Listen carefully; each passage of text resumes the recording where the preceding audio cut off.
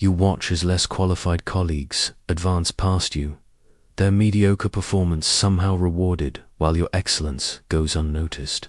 Every day you deliver exceptional work with integrity and transparency, yet you remain invisible when promotions are discussed, while others who seem to play games effortlessly climb the ladder. I am Niccolò Machiavelli, and for over 500 years, leaders have used my principles of strategic discretion to achieve what direct confrontation could never accomplish. What I discovered about operating beneath the surface will transform how you navigate power dynamics, giving you the ability to advance your goals while others remain blind to your true capabilities. The same strategies that guided princes through treacherous Renaissance politics can guide you through modern workplace intrigue and personal ambition. But first, like this video, subscribe for more timeless political wisdom, and comment below where you're watching from. I want to know which corner of the world is ready to master the art of strategic invisibility. I was born into a Florence that glittered with Renaissance splendor, yet beneath its marble facades and artistic triumphs lay currents of power so treacherous that a single misstep could mean exile, imprisonment, or death. My father, Bernardo, was a modest lawyer who taught me early that in our republic, appearances mattered far more than substance, and that the families who seemed most virtuous in public often wielded the sharpest knives in private. The Florence of my youth was a masterclass in strategic deception. The Medici family had been expelled when I was young, yet their influence remained like a phantom, invisible but still capable of causing tremendous pain to those who forgot its presence. I watched as men who had once bowed before Lorenzo the Magnificent now spoke of republican virtue with fervent conviction, all while secretly maintaining the very networks that had once served Medici interests. It was my first lesson in how power adapts rather than disappears. My education came not from books alone, but from observing the daily theater of Florentine politics. In the Piazza della Signoria, I learned to read the subtle signs that revealed true allegiances. A merchant who lingered too long near certain conversations, a brief pause before answering particular questions, the way someone's eyes would dart toward specific individuals when controversial topics arose. These were the real texts from which I studied the art of concealed intention. When I entered government service in 1498 as second chancellor, I carried with me a diplomatic seal that bore the official authority of Florence. But I quickly learned that this visible symbol of power was far less important than the invisible networks of information and influence that actually determined our city's fate. The seal could open doors and command formal respect, but it was the whispered conversations in taverns and the careful cultivation of relationships with servants and secretaries that provided the intelligence that kept our republic alive. My first diplomatic mission taught me the fundamental principle that would guide everything I later wrote: those who announce their intentions rarely achieve them, while those who master the art of misdirection accomplish the impossible.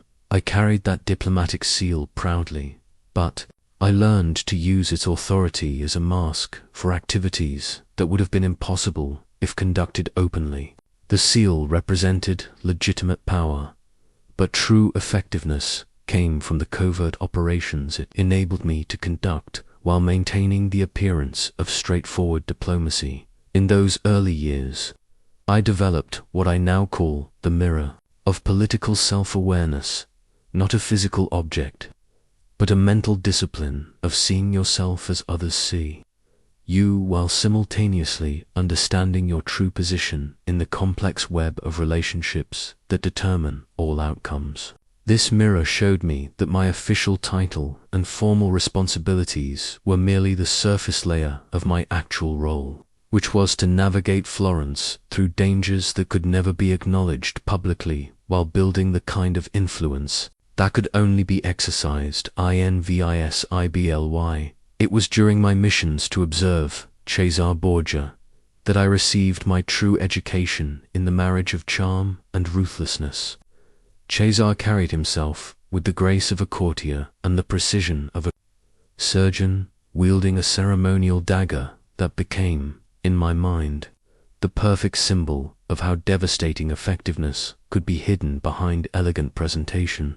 This man, who could quote Latin poetry with scholarly precision, was simultaneously orchestrating the systematic elimination of his rivals with methodical brutality. I watched Cesare hold court, noting how he would listen to petitioners with apparent sympathy while his eyes calculated their usefulness and potential threat level. His dagger, ornate and beautiful, rested at his side like a piece of jewelry, yet everyone in the room understood its significance without it ever being mentioned. The weapon was always visible but never threatening, always present but never aggressive, masterpiece of psychological positioning that communicated absolute power through elegant restraint. What struck me most profoundly was how Caesar's enemies consistently underestimated him because they focused on his refined mannerisms rather than his strategic capability.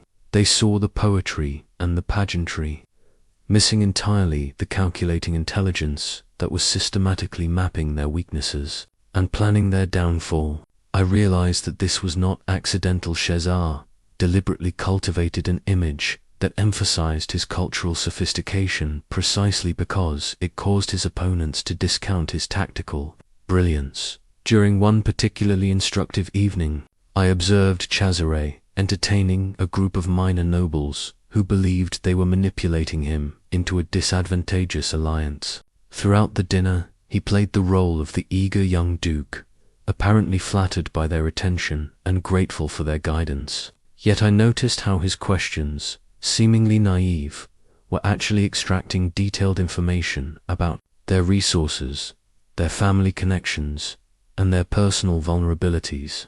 By the meal's end, he possessed a complete intelligence assessment of their capabilities while they believed they had gained influence over a foolish young man. The gap between public persona and private strategy became my obsession. I began to understand that true power operated in the space between what people showed and what they actually intended.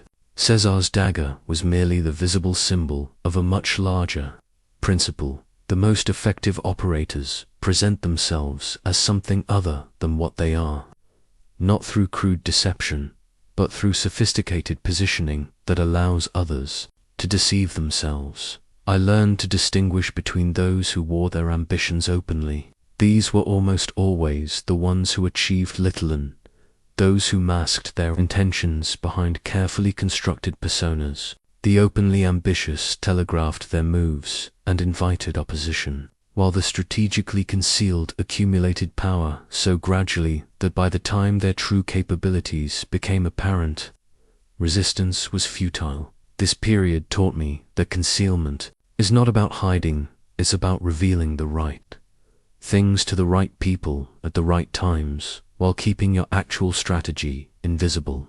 Cesar never lied about his ambitions. He simply allowed people to construct their own comforting illusions about his methods and timeline. His ceremonial dagger was always in plain sight, just as his intentions were always clearly stated. The concealment lay not in hiding these realities, but in presenting them in such a way that observers consistently underestimated their significance until it was far too late to mount effective resistance. The greatest lesson Venice taught me came not from its military might or commercial success, but from observing how its citizens moved through society during carnival season. Behind their elaborate masks, nobles and merchants, priests and courtesans could interact with complete freedom, their true identities hidden while their actual business proceeded unimpeded. The Venetian mask became my metaphor for the art of calculated invisibility, the ability to operate with full effectiveness while remaining strategically concealed. I discovered that obvious moves fail in competitive environments precisely because they invite opposition. When someone announces their intentions clearly, they immediately create a coalition of interests aligned against their success. I watched countless ambitious individuals destroy their own prospects by making their strategies too visible too early, triggering defensive responses that rendered their efforts futile. The power of operating below the radar became evident during my observation of successful merchants in the Florentine markets. The traders who announced their plans to corner particular commodities invariably found themselves undercut by competitors who had advance warning. Meanwhile, those who quietly accumulated positions while maintaining the appearance of routine business often achieved monopolistic control before anyone realized what was happening. Strategic patience, I learned, differs fundamentally from reactive visibility. Patient operators choose their moments carefully, building capability and position while avoiding actions that would alert potential opposition. Reactive individuals, by contrast, respond immediately to every stimulus, making their strategies predictable and their movements easily countered. The difference lies not in speed but in timing, knowing when to move and when to wait. Building influence without drawing attention requires what I call the merchant's approach, accumulating small advantages consistently rather than attempting dramatic gestures. Each individual transaction appears unremarkable, yet collectively they create overwhelming position. I observed how certain families in Florence gained tremendous influence not through spectacular achievements but through patient accumulation of minor favors, small pieces of information, and gradual expansion of their networks. The mask serves multiple functions beyond mere concealment. It allows the wearer to interact with people who might otherwise be inaccessible, to gather information that would normally be withheld, and to test strategies without risking reputation. More importantly, it enables others to feel comfortable, revealing their true thoughts and intentions, believing they are speaking to someone without the power or inclination to use such information against them. During my diplomatic career, I perfected the art of appearing less capable than I actually was. Foreign negotiators consistently underestimated my preparation and understanding, sharing information they should have protected while accepting terms they should have rejected. My apparent naivety was carefully calibrated to encourage their condescension, which inevitably led to their strategic mistakes. The principle extends beyond individual interactions to organizational dynamics. The most effective departments and teams often maintain low profiles while delivering exceptional results, allowing more visible groups to attract both credit and scrutiny. Smart operators position themselves in roles that provide maximum access to information and decision makers, while minimizing exposure to office politics and competitive pressures. Calculated invisibility is not about being ignored. It's about controlling how you are perceived and ensuring that perception serves your strategic objectives rather than undermining them. In the refined courts of Renaissance Italy, I learned that the most crucial conversations happened not through words, but through the subtle language of gesture, positioning, and timing. The courtier's fan became my symbol for this hidden communication system, an elegant accessory that could convey complex messages through the slightest movement, visible to those who understood the code, yet appearing as mere decoration to the uninitiated. The art of reading micro-expressions revealed itself during my diplomatic missions when I realized that a negotiator's true position could be discerned not from his words, which were carefully scripted, but from the barely perceptible tension around his eyes when certain topics arose. A slight tightening of the jaw, a momentary pause before responding, the way someone's breathing changed when particular names were mentioned. These involuntary signals provided more reliable intelligence than hours of formal discussion. I developed the practice of watching hands rather than faces during important conversations. Hands reveal stress, confidence, and deception with remarkable consistency. Clenched fists hidden under tables, fingers that drummed nervously when certain subjects arose.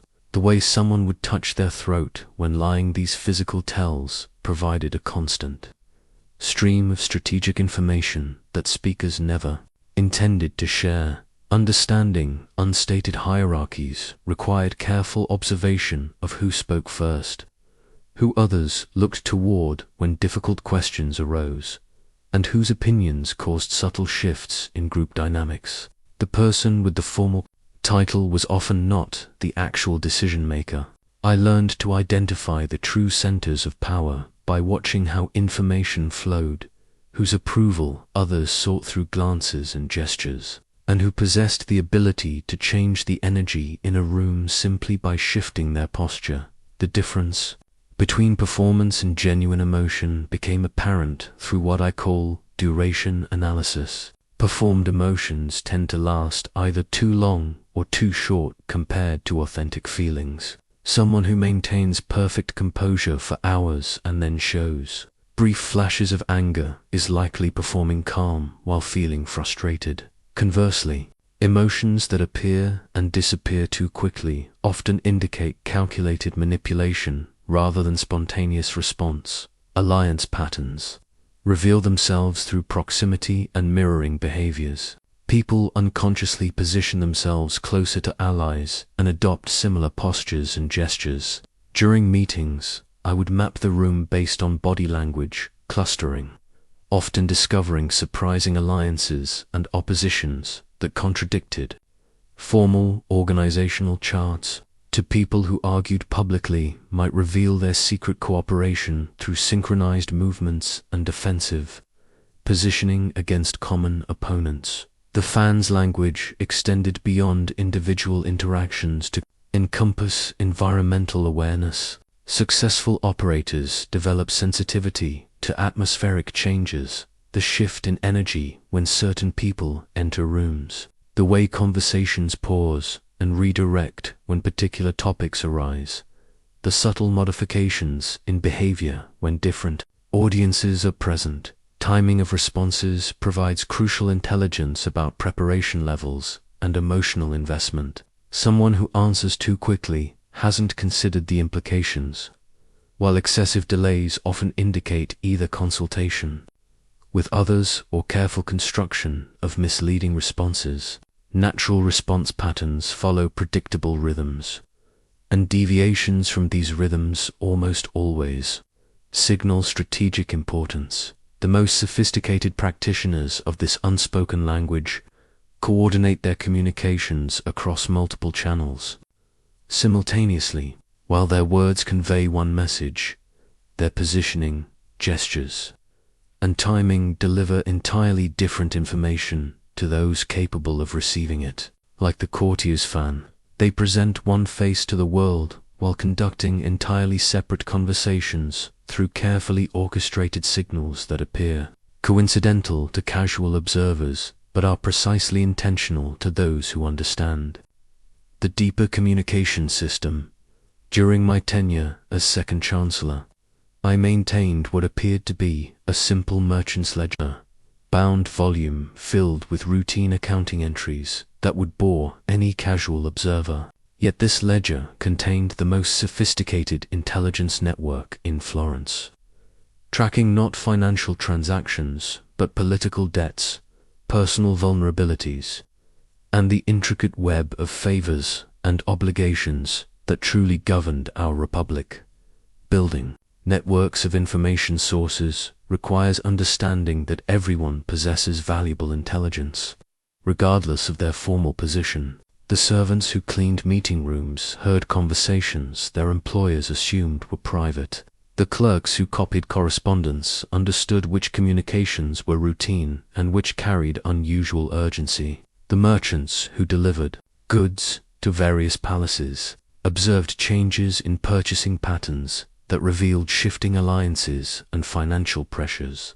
I cultivated these relationships not through dramatic recruitment, but through consistent demonstration of discretion and mutual benefit.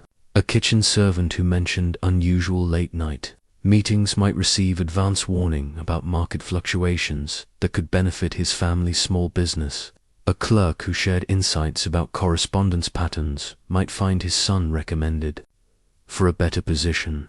The ledger tracked these exchanges, ensuring that my network remained balanced and sustainable. Understanding what motivates key players became essential for predicting their actions and identifying opportunities for influence. Some were driven by ambition, others by fear, many by the desire for respect or security for their families.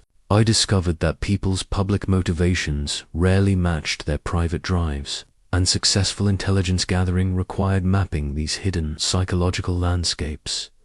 The most valuable intelligence often came from observing patterns rather than seeking specific information. Which families increased their charitable giving before major political announcements? Whose wives suddenly began wearing more expensive jewelry? Which merchants started extending credit more cautiously? These behavioral changes provided early warning systems for political shifts that formal channels would not reveal for weeks or months. Creating comprehensive maps of power structures required patient accumulation of seemingly insignificant details. Who owed money to whom? Which marriages were troubled and might affect political alliances? What business partnerships were thriving or struggling? The ledger evolved into a living document of Renaissance Florence's true organizational chart. Far more accurate than any official hierarchy, my network operated on the principle of compartmentalization. Each source knew only their own contribution and perhaps one or two others, preventing the exposure of the entire system if any individual was compromised. More importantly, most participants never fully understood they were part of an intelligence operation. They simply viewed me as someone who was helpful, discreet, and occasionally interested in mundane information that seemed harmless to share. The merchant's ledger taught me that intelligence gathering is ultimately about creating value for others while systematically understanding the forces that shape their decisions. The most sustainable networks are those where participation feels natural and beneficial rather than risky and exploitative. When people trust you with information because you have consistently demonstrated reliability and mutual benefit, they begin to share insights they would never reveal under interrogation or pressure. This system provided the foundation for everything I later accomplished, because true strategic advantage comes not from superior planning, but from superior information about the actual conditions in which those plans must operate. The art of strategic misdirection revealed itself to me through a deliberately planted letter that saved Florence from a coalition that would have destroyed us. I learned that controlling the narrative others believe about you is far more powerful than trying to control their actions directly, because people will enthusiastically pursue courses of action that they believe serve their interests, even when those actions actually advance your objectives instead of theirs. This decoy letter appeared to be stolen correspondence between Florentine officials discussing our military weaknesses and desperate financial situation. In reality, it was carefully crafted intelligence designed to convince our enemies that we were far more vulnerable than we actually were, encouraging them to attack before they were fully prepared while positioning our hidden strengths to maximum advantage. The principle extends far beyond military deception to encompass reputation management in any competitive environment. People make decisions based on their understanding of your capabilities, intentions, and vulnerabilities. By strategically shaping these perceptions, you can influence their choices without ever attempting to manipulate them directly. They act on accurate information that happens to be incomplete in ways that serve your strategic objectives. Creating false patterns requires consistency and patience. If you want competitors to believe you always respond aggressively to certain provocations, you must establish that pattern through repeated behavior. Once the pattern is established, you can break it at the crucial moment, catching them prepared for the expected response while you deliver something entirely different. Managing reputation strategically means understanding that different audiences need different versions of the truth. Your superiors might need to see capability and reliability, while your peers need to see collaboration and non-threatening competence. Subordinates might need to see strength and decisiveness, while competitors need to see predictability and limited ambition. The skill lies in being authentically different things to different people, without creating contradictions that expose the strategy. The most sophisticated misdirection involves allowing people to construct their own deceptions. Rather than telling someone a false story, you provide them with accurate but incomplete information that naturally leads them to the wrong conclusion. They convince themselves, which makes the deception far more believable and sustainable than anything you could impose through explicit manipulation. Deliberate misinformation must be deployed sparingly and strategically, because credibility is a finite resource that, once damaged, becomes extremely difficult to restore. The goal is not to become known as someone who provides false information, but rather as someone whose information is always technically accurate, but sometimes fails to include details that would change its interpretation. In negotiations, I learned to plant information about my constraints and priorities that would lead counterparts to pursue strategies that actually facilitated my objectives. If I wanted them to focus on price concessions, I would let them discover information suggesting that timing was my primary concern. Their natural inclination to exploit what they perceived as my weakness would lead them to prioritize speed over cost, giving me exactly the outcome I desired. The decoy letter principle applies to any situation where you need others to make specific choices without appearing to influence them. By controlling the information environment in which they make decisions, you can achieve influence that is far more powerful than direct persuasion. Because people trust conclusions they reach independently far more than positions others attempt to sell them. The most elegant form of strategic advancement occurs when circumstances make your unique capabilities indispensable.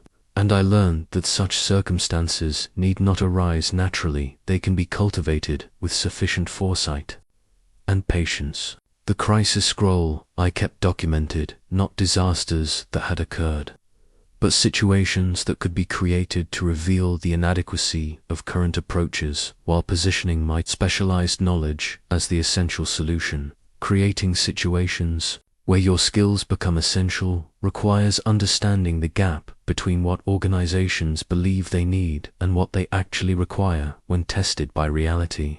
Most institutions operate based on assumptions that work adequately under normal conditions but prove catastrophically insufficient when those conditions change.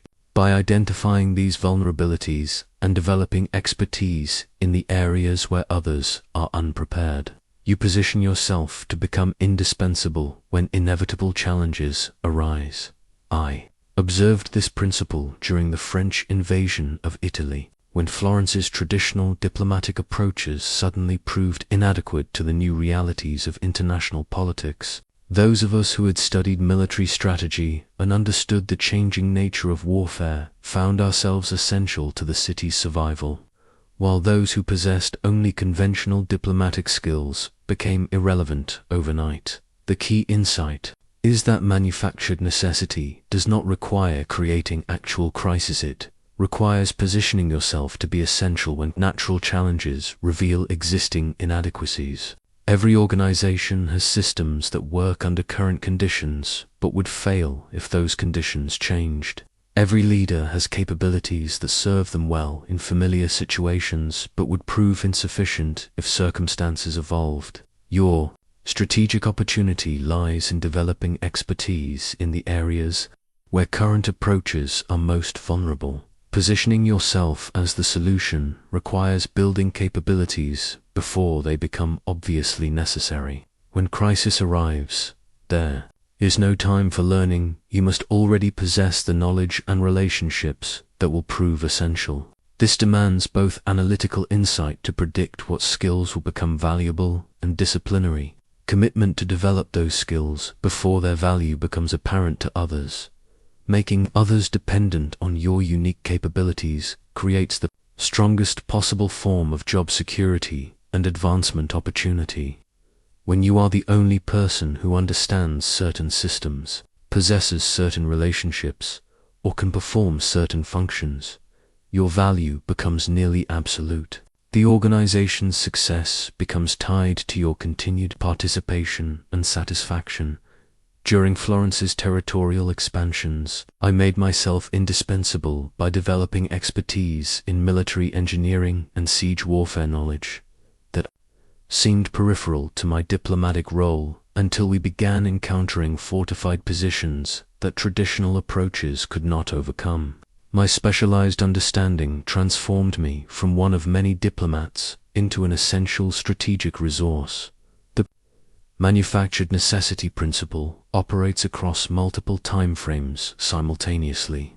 You create immediate value by solving current problems others cannot address, medium-term value by anticipating challenges before they become apparent to leadership, and long-term value by developing capabilities that will prove essential as circumstances continue to evolve. The crisis scroll served as both planning document and insurance policy, ensuring that I was prepared to demonstrate unique value whenever circumstances required expertise that others lacked. The goal was never to create genuine emergencies, but rather to be positioned as the natural solution when inevitable challenges revealed the limitations of conventional approaches. This principle transforms you from someone competing for opportunities into someone whom opportunities seek out, because your unique capabilities make you the obvious choice when specific challenges arise that exceed others. Ability to address effectively. The political marriages of Renaissance Italy taught me that the most powerful alliances are those built on strategic benefit rather than emotional attachment, symbolized by the wedding rings of convenience that bound families together for mutual advantage rather than personal affection. These arrangements succeeded precisely because they were grounded in clearly understood interests rather than the shifting foundations of sentiment or ideology. Building coalitions without revealing full intentions requires what I call the selective transparency principle. Each alliance partner must understand the benefits they will receive and the contributions expected from them, but none should possess complete knowledge of how their participation serves your broader strategic objectives. This prevents any single ally from attempting to extract excessive concessions by threatening to expose or sabotage the entire coalition. Managing multiple relationships simultaneously demands careful attention to timing and communication. Different partners must be engaged at different stages of your strategy, and information must be shared in carefully controlled sequences to prevent conflicts between allies who might have competing interests. The wedding ring of convenience represents this complexity, a simple symbol binding together arrangements that actually involve intricate negotiations between multiple parties with varying objectives. Using others' ambitions to advance your own requires deep understanding of what each potential ally hopes to achieve and how their success can be aligned with your objectives. The most sustainable alliances are those where each party genuinely benefits from the arrangement, creating natural incentives for cooperation and reducing the need for constant management and enforcement. During my diplomatic career, I frequently arranged partnerships between individuals who disliked each other personally, but whose interests temporarily aligned around specific objectives. These alliances proved remarkably effective because they were based on clear mutual benefit rather than emotional compatibility. Personal feelings became irrelevant when the strategic advantages were sufficiently compelling. Maintaining flexibility in commitments means structuring alliances so that changing circumstances do not trap you in arrangements that no longer serve your interests. The most sophisticated operators create partnerships with built-in evolution mechanisms, allowing relationships to adapt as conditions change rather than requiring dramatic betrayals that damage reputations and future alliance-building capability. I learned to distinguish between tactical alliances which serve specific, short-term objectives, and strategic partnerships, which provide ongoing mutual benefit across multiple initiatives. Tactical alliances can be temporary and transactional, while strategic partnerships require deeper investment in understanding and supporting your ally's broader objectives, even when those objectives do not directly benefit you. The wedding ring principle extends to understanding that different types of relationships require different levels of commitment and intimacy. Some alliances are marriages of convenience, requiring formal agreements and public recognition. Others are casual friendships based on occasional mutual assistance. Still others are adversarial partnerships where temporary cooperation serves both parties' interests. Despite fundamental opposition, alliance architecture becomes most crucial during periods of uncertainty and change, when individual capabilities prove insufficient to navigate complex challenges. Those who have invested in building diverse networks of relationships find themselves with multiple options and support systems, while those who have relied solely on individual capability discover their limitations when circumstances exceed their personal resources. The most effective alliance builders develop reputations for reliability and mutual benefit, making others eager to partner with them when opportunities arise. This reputation becomes a strategic asset that generates future opportunities while providing access to capabilities and resources that would be impossible to develop independently. Time, I discovered, is the most powerful weapon in any strategic arsenal, and those who master its use possess advantages that no amount of resources or capability can overcome. The sundial of strategic timing that governed my approach to advancement taught me that acting at precisely the right moment can achieve results that would be impossible at any other time, regardless of the effort invested. Understanding timing in competitive environments requires recognizing that opportunities exist within narrow windows that open and close according to forces beyond any individual's control.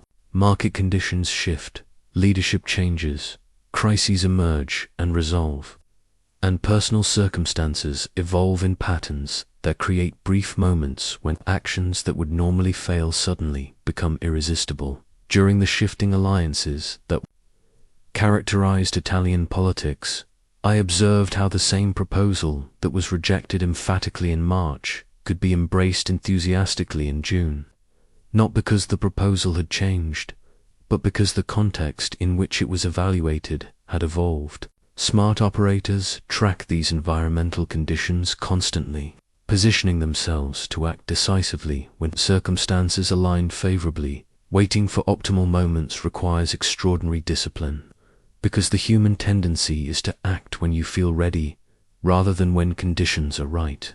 I learned to distinguish between my personal urgency and strategic timing, often discovering that patience produced dramatically superior results compared to premature action, even when that action was well planned and competently executed. Recognizing when others are vulnerable or distracted reveals itself through changes in their normal behavior patterns.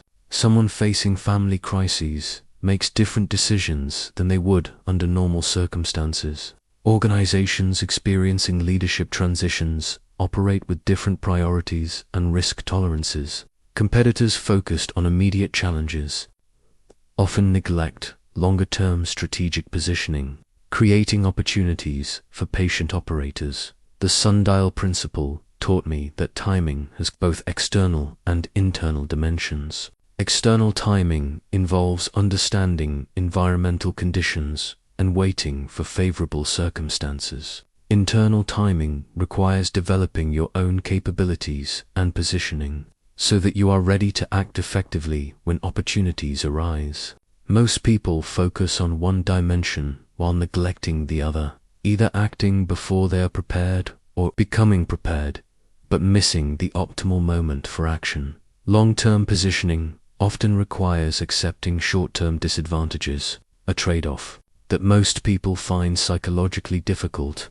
I watched countless individuals choose immediate gratification over strategic advantage, undermining their long-term prospects for temporary gains. The serpent's patience involves understanding that accumulated small advantages compound over time into overwhelming strategic superiority. During my observations of Cesare Borgia, I noticed how he would sometimes appear to accept unfavorable terms or allow opponents small victories, only to reveal months later that these apparent concessions had positioned him perfectly for much larger gains.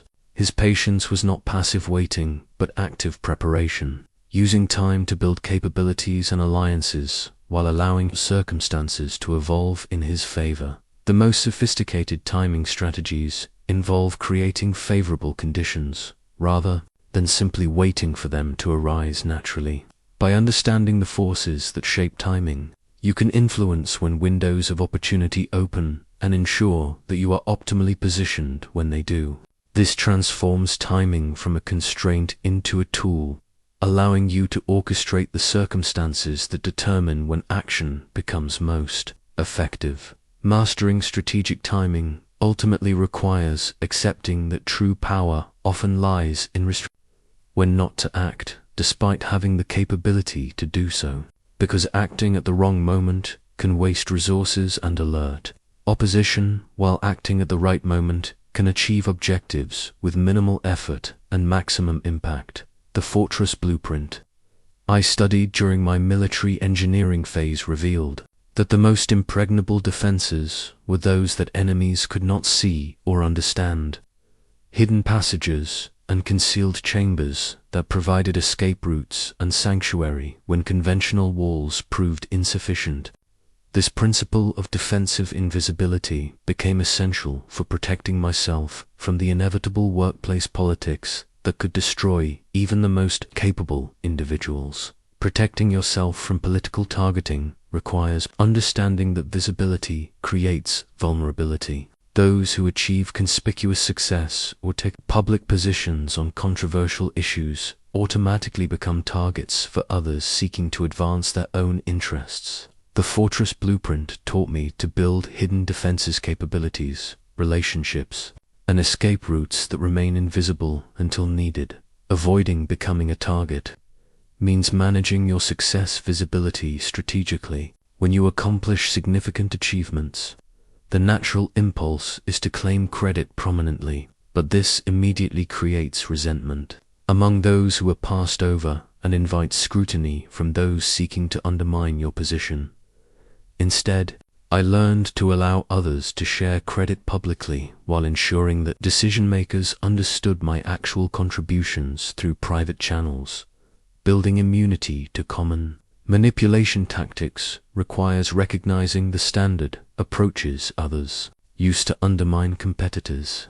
These include attempts to isolate you from important information networks, efforts to overload you with impossible deadlines that guarantee failure, and strategies designed to force you into public positions that will create enemies regardless of which side you choose. The hidden passages in my defensive strategy involve cultivating relationships across different factions and levels of the organization, ensuring that I could never be completely cut off from essential resources or information. When one route became compromised or blocked, alternative channels remained available.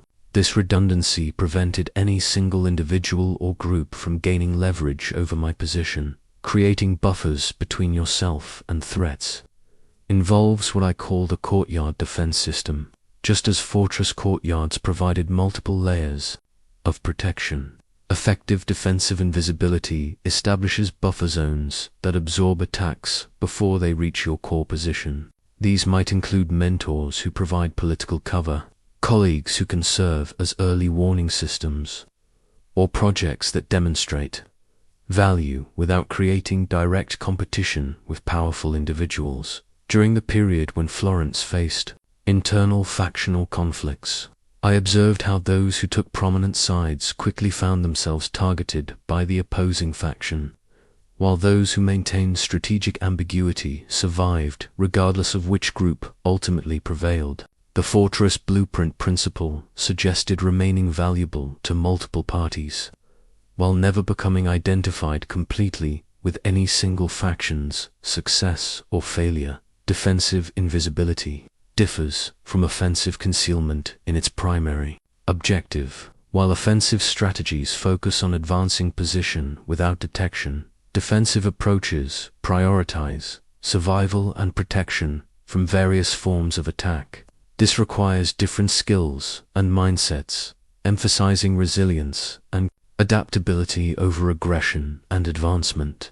The most sophisticated defensive systems are those that make attacking you seem counterproductive to potential enemies. When you provide value to multiple constituencies and maintain relationships across different power centers, undermining your position becomes complicated and risky for others, because they cannot predict who might defend you or how such an attack might affect their own standing with various groups. The banker's scale that I kept in my study served as a constant reminder that influence operates according to economic principles, with its own currency of favors, information, and access that must be carefully measured, invested, and leveraged for maximum return. Understanding these principles transformed my approach from random relationship building to systematic influence accumulation. The currency of workplace relationships consists of multiple denominations, each with different values and exchange rates depending on circumstances. Information about upcoming changes carries different worth than access to decision makers, which differs from the value of being able to provide introductions or recommendations. Like any currency system, exchange rates fluctuate based on supply, demand, and market conditions. Investing influence for maximum return requires understanding both compound growth and diversification principles. Small favors provided consistently over time create much larger obligations than dramatic gestures offered sporadically. Someone who helps you solve minor problems repeatedly becomes far more valuable than someone who provides major assistance once, because the relationship pattern creates expectation of continued mutual benefit. During my diplomatic missions, I learned to distinguish between relationships where I was being used versus those where I was genuinely valued. Being used involves one-sided extraction where others benefit from your contributions without providing meaningful reciprocal value.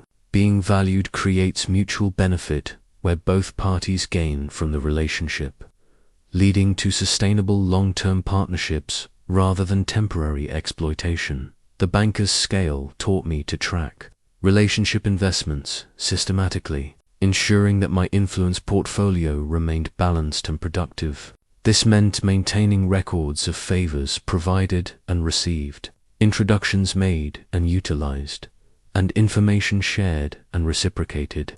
Without this systematic approach, it becomes impossible to identify which relationships are profitable and which are draining resources without providing adequate return. Recognition patterns reveal themselves through how others respond to your requests for assistance.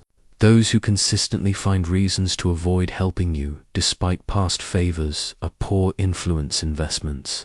Those who actively look for opportunities to assist you represent excellent relationships worth cultivating further.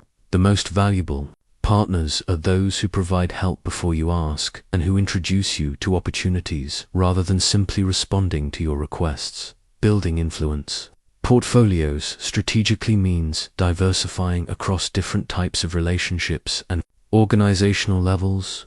Junior colleagues who may advance to senior positions represent different value propositions than current executives who provide immediate access but limited growth potential. External relationships offer different advantages than internal ones, and formal mentoring relationships serve different functions than peer partnerships. The economics of influence also involve understanding depreciation and obsolescence. Relationships with people who leave the organization lose value rapidly unless maintained through alternative channels. Information becomes worthless once it becomes widely known or circumstances change. Access to decision makers means nothing if those individuals lose their authority or change their priorities. During periods of organizational change, influenced currencies can experience dramatic fluctuations in value. Someone who is extremely well connected under previous leadership may become irrelevant overnight, while others who seemed peripheral suddenly become central to new power structures. The banker's scale principle requires constantly re-evaluating your influence portfolio and adjusting investments based on changing market conditions. The most successful influence investors are those who provide value to others before requesting anything in return, building up influence reserves that can be drawn upon when needed, rather than attempting to collect immediately on every favor provided. The scholar's quill that I used for my most sensitive correspondence appeared to be an ordinary writing instrument, but it contained invisible ink that allowed me to document plans and observations without risk of discovery if my papers were examined. This principle of hiding strategic activity within routine behavior became essential for maintaining operational effectiveness while avoiding detection. Practical techniques for everyday strategic behavior begin with the fundamental understanding that your most important activities should appear indistinguishable from your normal responsibilities. Strategic conversations can be embedded within routine meetings. Intelligence gathering can occur during casual social interactions, and relationship building can happen through seemingly coincidental encounters. Communication strategies that reveal little require mastering the art of meaningful ambiguity.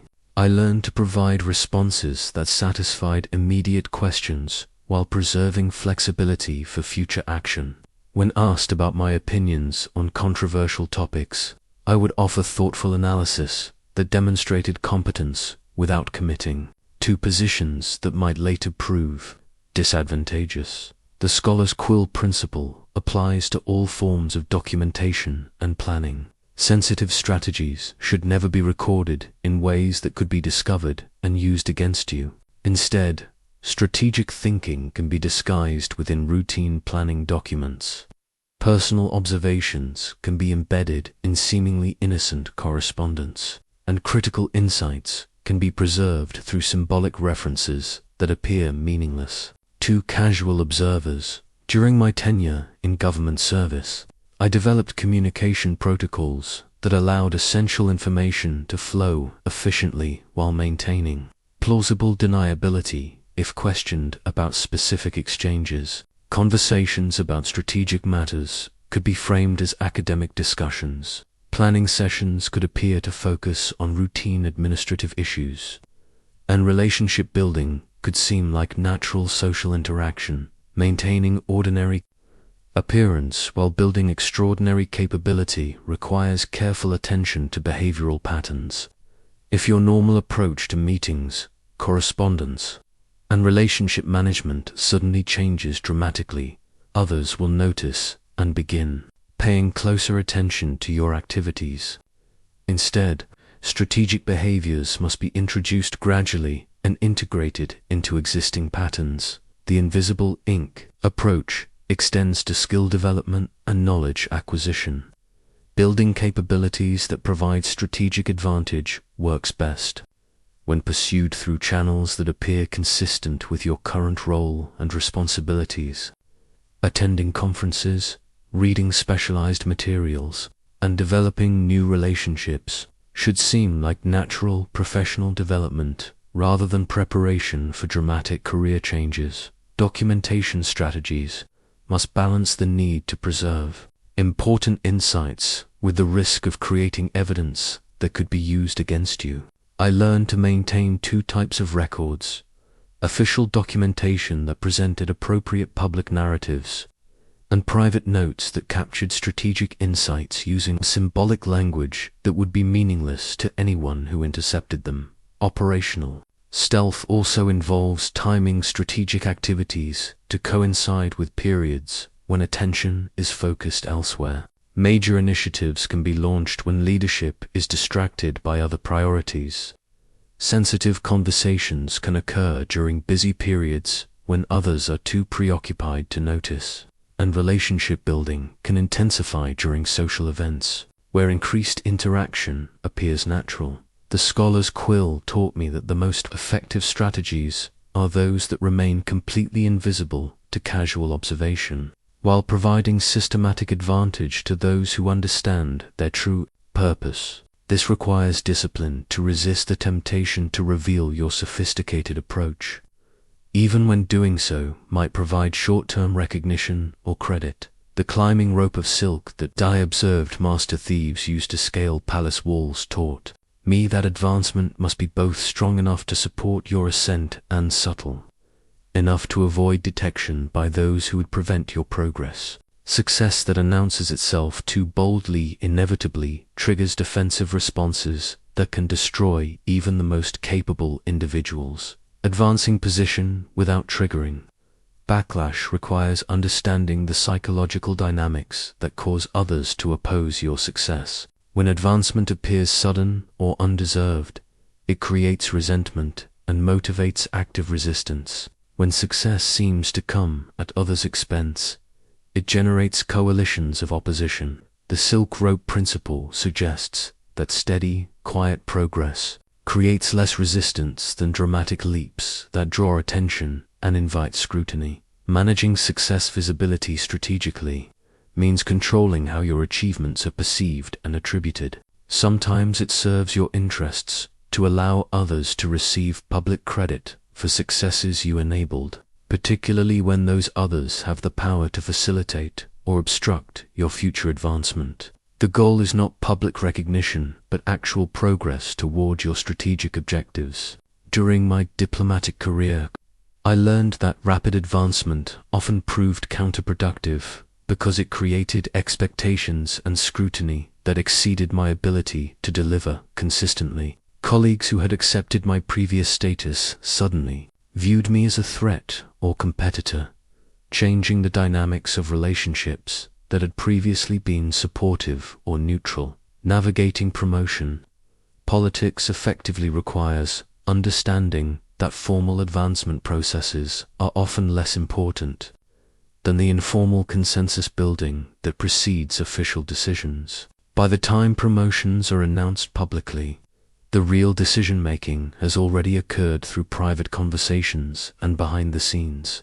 Relationship dynamics. The silk rope's strength comes from its multiple intertwined fibers, just as sustainable advancement requires building multiple sources of support rather than relying on single relationships or achievements. When your progress depends on diverse constituencies who all benefit from your success, opposition becomes much more difficult to organize and sustain. Building power without creating enemies involves what I call the rising tide strategy positioning. Your advancement as benefiting others rather than competing with them. When your success enables others to achieve their objectives more effectively, they become invested in your continued progress rather than threatened by it. I observed that those who advanced most successfully were often those who seemed least ambitious in conventional terms. They focused on building capability and delivering value rather than seeking recognition and formal authority. When opportunities arose, they were obvious choices, not because they had campaigned for advancement, but because their competence and reliability had become indispensable. The climbing rope principle also applies to timing your advancement to coincide with organizational needs and opportunities. Pushing for promotion when resources are constrained or when leadership is focused on other priorities rarely succeeds. Waiting for moments when your advancement serves broader organizational objectives dramatically improves success rates. Managing ascension without detection ultimately requires patience and strategic thinking that extends beyond immediate career goals. The silk rope approach may take longer than more aggressive strategies, but it creates sustainable advancement that doesn't trigger the defensive responses that often destroy those who rise too quickly or conspicuously. Your progress becomes so gradual and well supported that by the time others notice your new position, Resistance is futile because your advancement has become integral to the organization's continued success. The double-sided coin that I carried during my most sensitive negotiations served as a constant reminder that in any sophisticated environment, you must assume others are employing the same strategic principles you have learned, requiring defensive awareness to protect your own strategies, while maintaining offensive capability against those who would use similar tactics against you. Protecting your strategies from discovery requires understanding the sophisticated opponents will be watching for the same signs and patterns that you observe in others. The communication methods, relationship patterns, and behavioral changes that reveal strategic activity in others will also expose your own operations if you are not careful to manage them properly.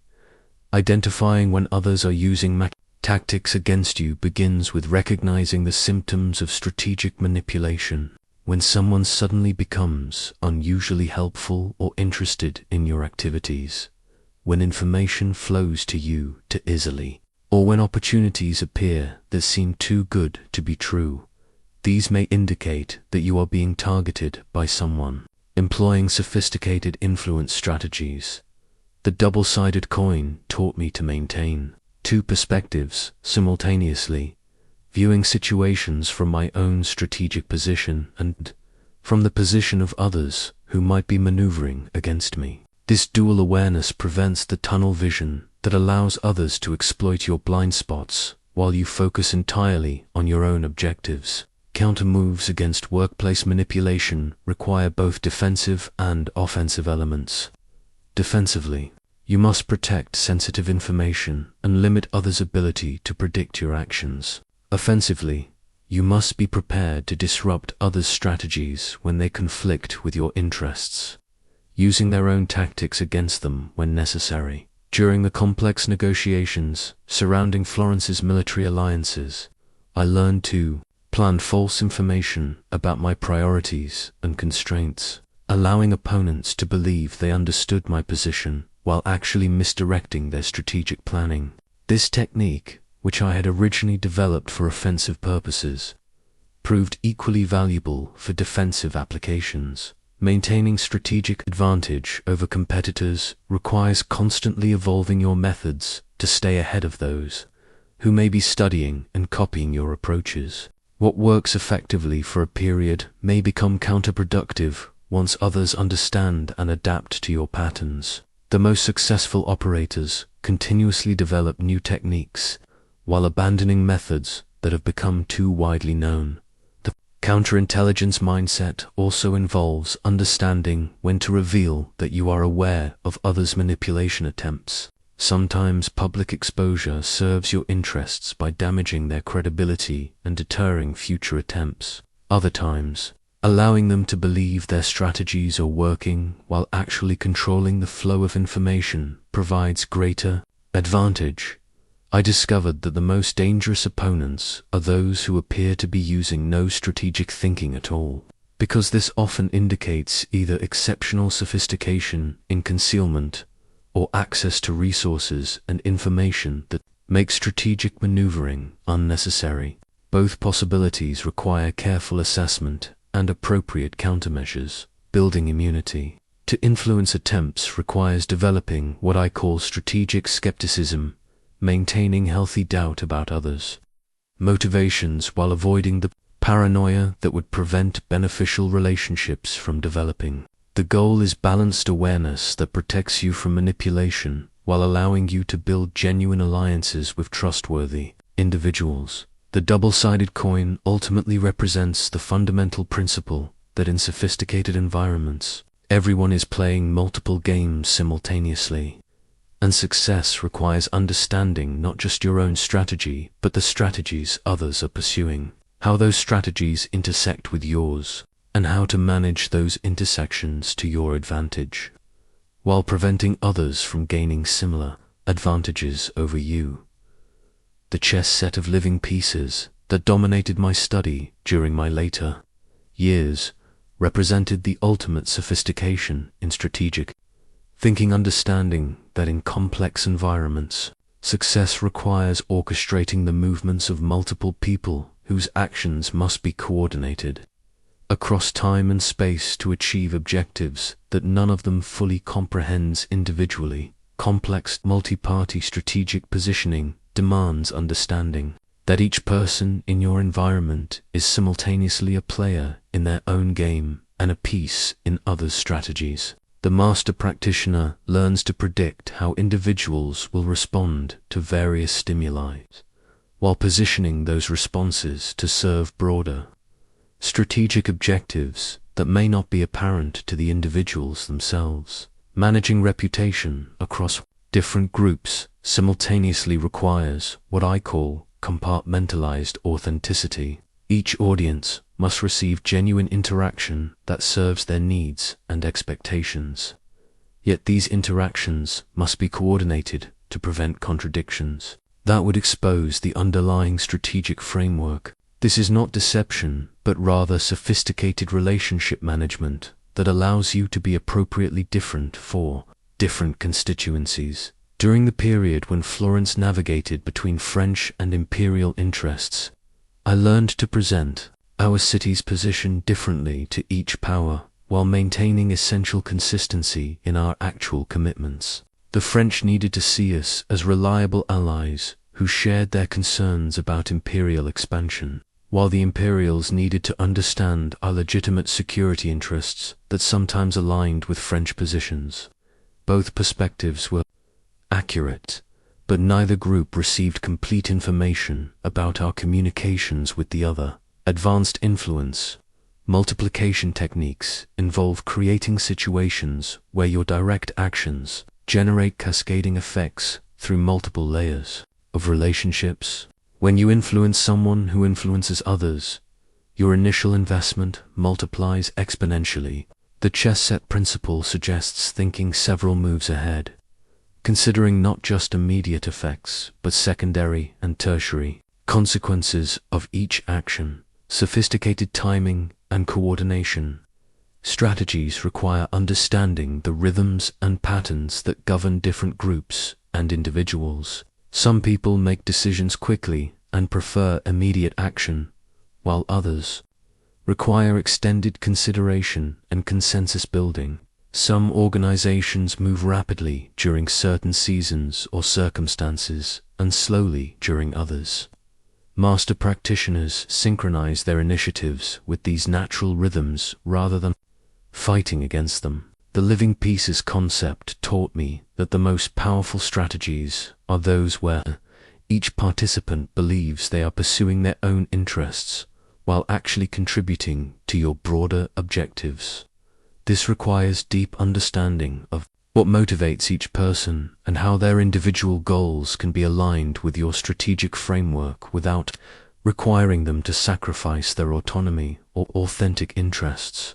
Advanced positioning also involves creating what I call strategic redundancy, building multiple pathways to your objectives so that if one approach fails or becomes blocked, alternative routes remain available. The chess master never depends on single pieces or simple combinations, but develops complex patterns that provide flexibility and resilience when circumstances change. Managing multiple complex relationships simultaneously requires systematic attention to detail and careful coordination of communications, commitments, and expectations.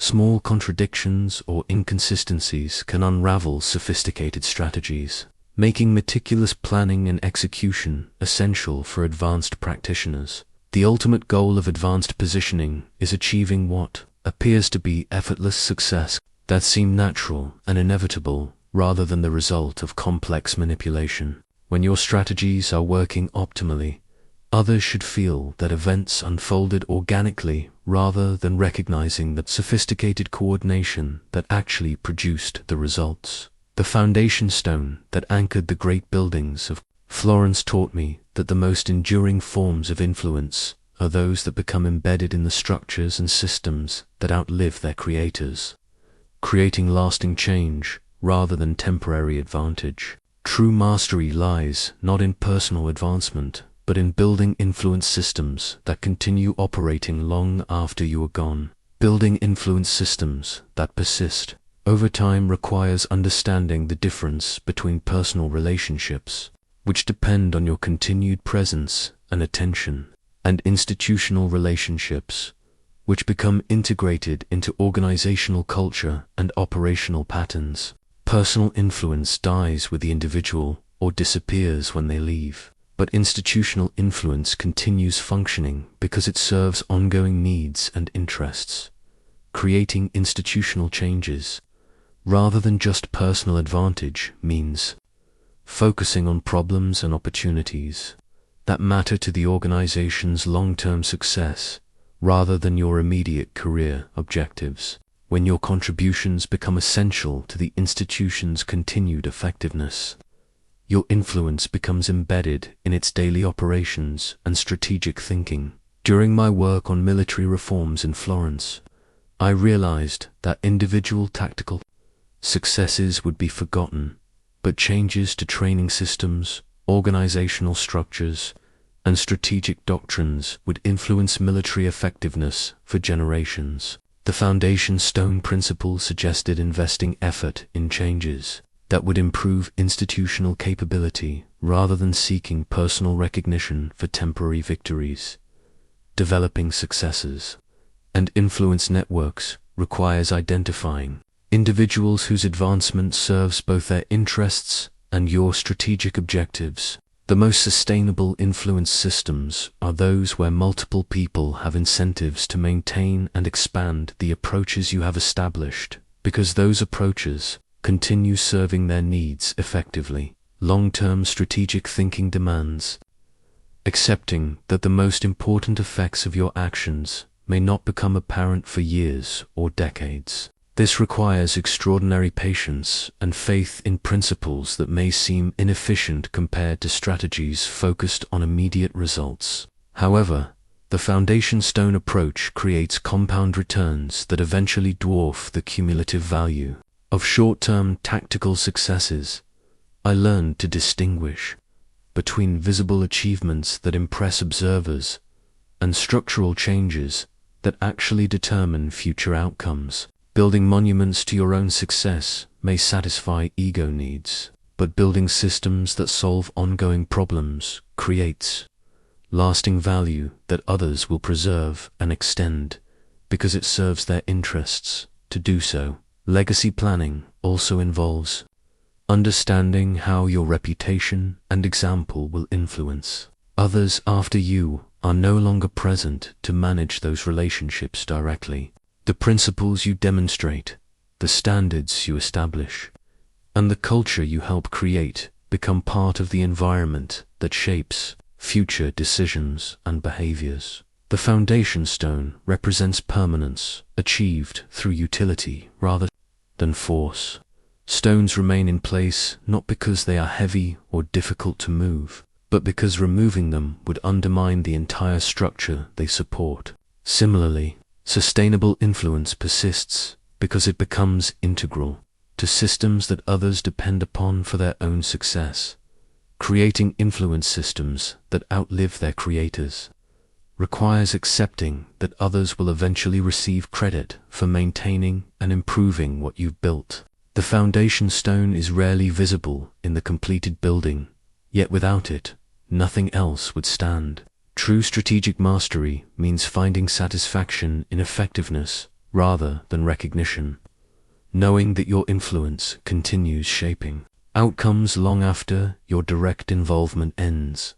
The master's key that unlocks many doors represents the synthesis of all these principles into a comprehensive approach to strategic invisibility and influence that can transform your effectiveness in any competitive environment.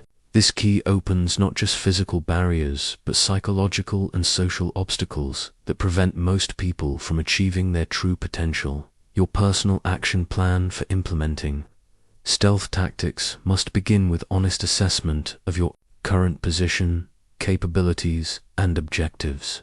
Like any strategic campaign, success requires understanding your starting point, identifying your destination, and mapping the terrain you must navigate. The principles I have shared provide the tools, but you must adapt them to your specific circumstances and challenges. Begin by developing your intelligence gathering system, because information advantage forms the foundation for all other strategic activities.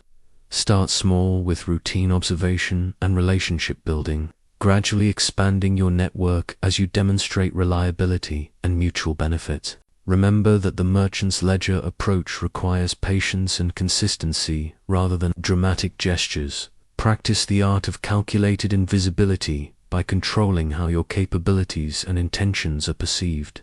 Allow others to underestimate you initially while you build competence and position.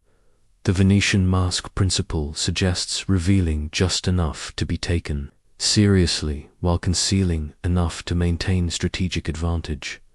However, I must warn you about the ethical boundaries that govern the responsible use of these techniques. Power without moral constraint inevitably destroys both its practitioners and their communities. The goal is effectiveness in achieving legitimate objectives, not manipulation for its own sake or advancement at others' unreasonable expense. The consequences of misusing these principles include damaged relationships, destroyed reputations, and the creation of enemies who will work systematically to undermine your position.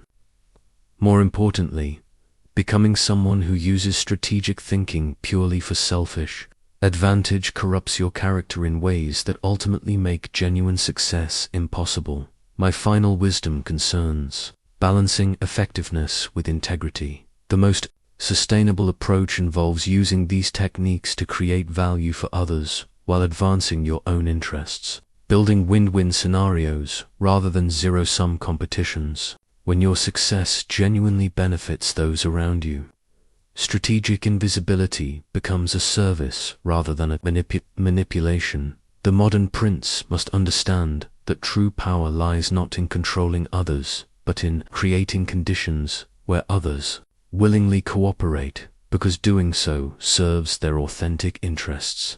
This requires sophisticated understanding of motivation and genuine commitment to mutual benefit rather than purely self-interested calculation. As you apply these principles, remember that mastery requires continuous learning and adaptation. The techniques that work in your current environment may need modification as circumstances change. Stay alert to feedback from your results and be prepared to evolve your approach as you gain experience and encounter new challenges. The master's key ultimately represents not a collection of techniques, but a way of thinking about relationships, influence, and strategic action that can guide you through any situation where success requires navigating complex human dynamics. Use these tools wisely, ethically, and in service of objectives worthy of the effort and responsibility that true strategic mastery demands. Your journey toward strategic mastery begins now, with the understanding that those who truly see you coming will be those who choose to follow where you lead, not because they have been deceived or manipulated, but because you have earned their trust and demonstrated that your success serves the greater good as well as your personal objectives.